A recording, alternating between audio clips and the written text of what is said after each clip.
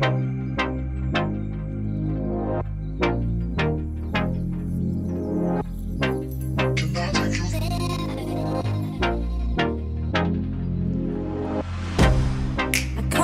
you out of my mind.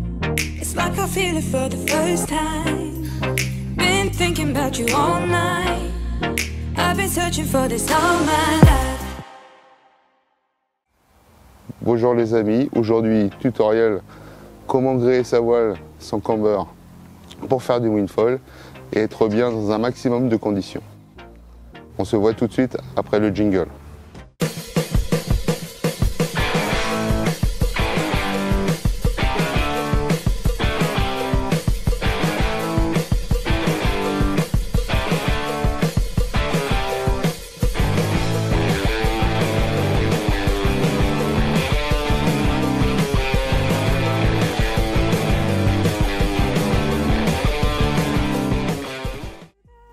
Pour ce tuto, je vais utiliser une voile qui n'est pas spécifique au windfall.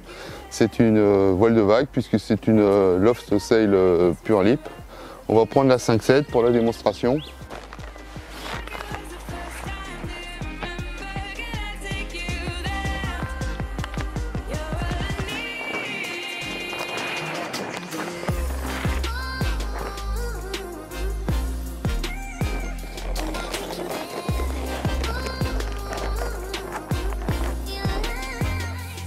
J'utilise le mât préconisé, donc c'est un 430 100%. C'est un vieux mât puisqu'il s'agit d'un Loft Sail Ice Pro, mais qui fait parfaitement l'affaire. C'est du constant curve. Il faut savoir que les Loft Sail acceptent beaucoup de marques différentes de mâts à partir du moment où ils sont constant curve.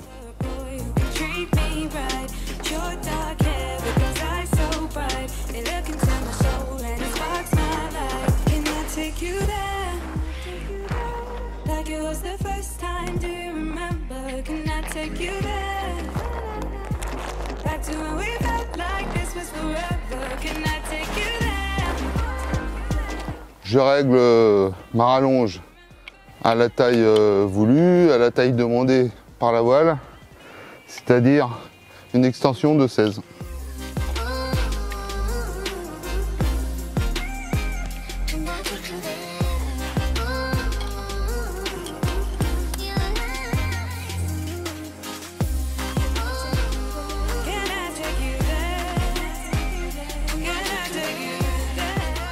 J'ai appliqué une légère tension à la mûre, de telle manière que le mât se courbe légèrement et que je puisse enfiler le wishbone aisément.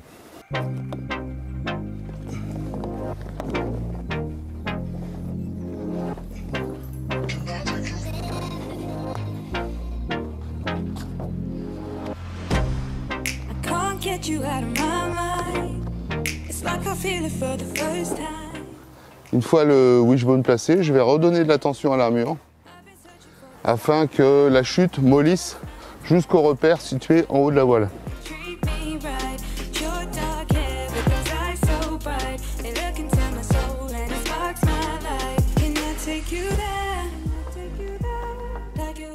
La voile est ici un peu trop tendue puisqu'on voit que la chute mollit au-delà du repère qui se trouve en haut de la voile.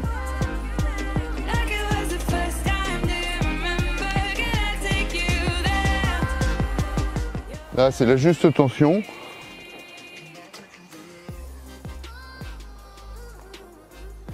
On peut voir que la partie molle se trouve au niveau du repère.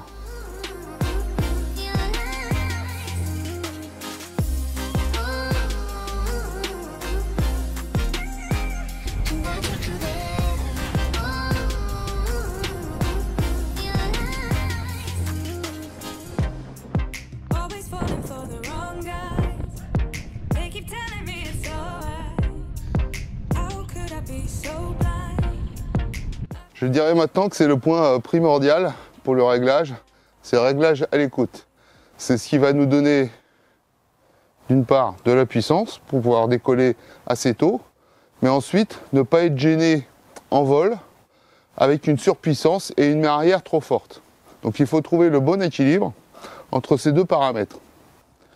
Sur ma voile, il y a 2 œillets à l'écoute.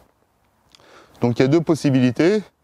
L'œillet du haut pour les vents plutôt légers quand on est en plage basse de la voile, quand on manque de puissance, et l'œillet de bas pour avoir une voile qui ouvre plus en chute et ainsi enlever un peu de puissance. La voile va être également plus rapide. Alors personnellement, j'aime bien naviguer avec une voile qui accélère, qui n'a pas trop de main arrière, donc je vais privilégier l'œillet du bas. Vraiment quand les conditions sont light par rapport à la surface de la voile, je mettrai l'œillet du haut.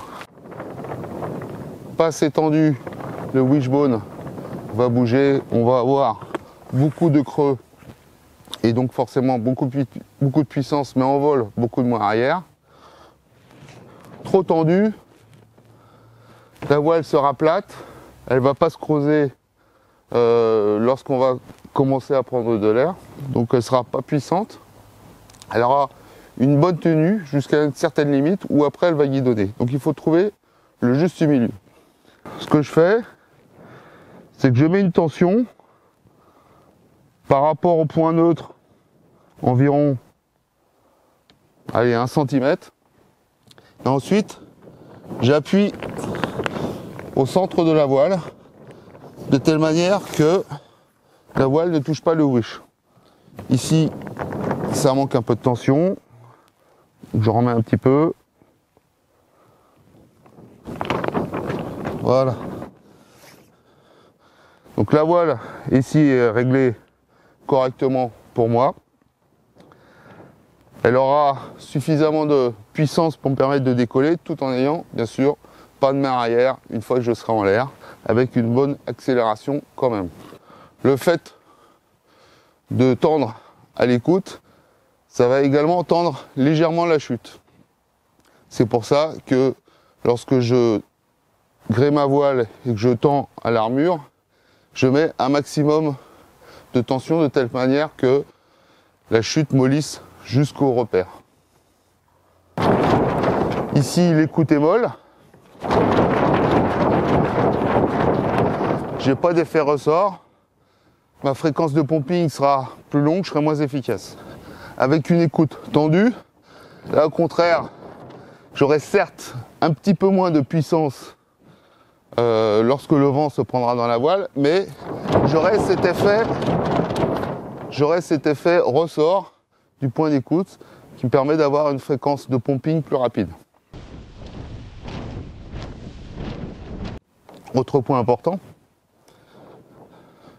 le réglage de la hauteur de wish. Lorsqu'on débute, il est vrai que c'est plus facile d'avoir du contrôle lorsque le wish est positionné assez bas. Alors, quand je dis assez bas, c'est à hauteur d'épaule. Lorsqu'on a une certaine expérience et qu'on cherche de l'efficacité dans le pumping, justement pour avoir cette fréquence, il faut monter le wish. Ça va également permettre de faire lifter le flotteur. Donc il va monter plus vite et il sera plus haut sur l'eau. Mon wish, je le monte légèrement au-dessus des épaules.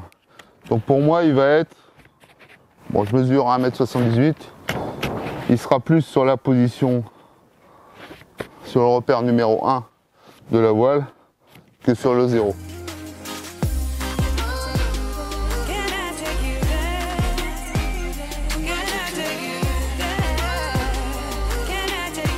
Abonnez-vous à ma chaîne, likez la vidéo si vous l'aimez. Allez, à bientôt. Can I take you there?